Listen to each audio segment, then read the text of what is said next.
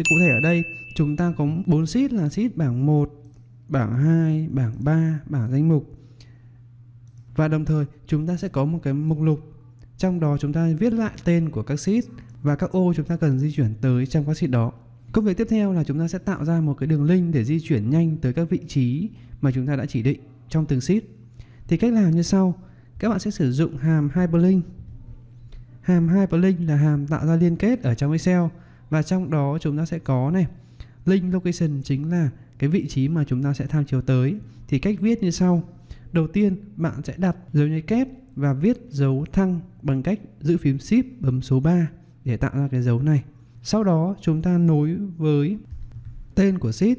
Và chú ý ở đây, phần tên sheet ở trong phần liên kết của hyperlink, các bạn phải tuân thủ một nguyên tắc, đó là nếu tên sheet mà có tiếng Việt có dấu hoặc là có sử dụng dấu cách thì các bạn phải sử dụng 2 dấu nháy đơn ở trước và ở sau phần tên của sheet. Vì vậy, để đảm bảo cho chắc chắn chúng ta không bị sai về điều liên kết thì tại sheet nào, bất kỳ sheet nào chúng ta cũng đặt cái dấu nháy đơn ở trước. Vì vậy, chúng ta sẽ có này, nối với dấu nháy kép và chúng ta đặt dấu nháy đơn vào. Sau đó lại đóng dấu nháy kép. Chú ý nhé, ở đây nhé, là dấu nháy đơn đặt ở trong cặp dấu nháy kép. Dấu thăng đặt ở trong cặp dấu nháy kép này. Dấu nháy đơn cũng đặt ở trong dấu nháy kép này. Nối với tọa độ của ô A4 này. Nối tiếp với lại dấu nháy đơn đặt trong cặp dấu nháy kép.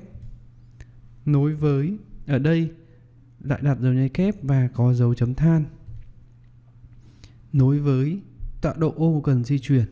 Thì đây chính là cách viết tọa độ tham chiếu ở hàm hyperlink.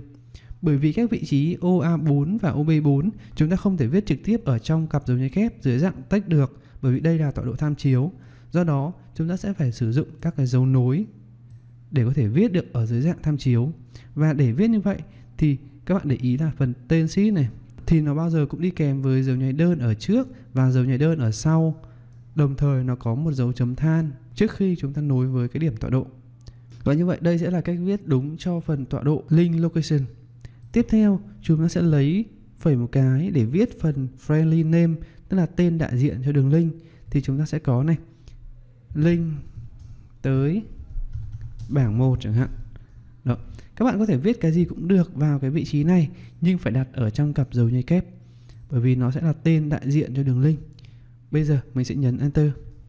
Đó, thì các bạn sẽ thấy kết quả chúng ta thu được là cái tên đường link tới bảng 1. Trong đó khi bấm vào vị trí này thì chúng ta sẽ di chuyển tới vị trí bảng 1, ô A1.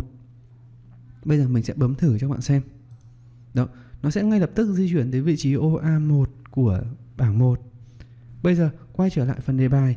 Ô cần di chuyển không phải là ô A1 nữa, mình muốn đổi thành ô R100 chẳng hạn. Đó.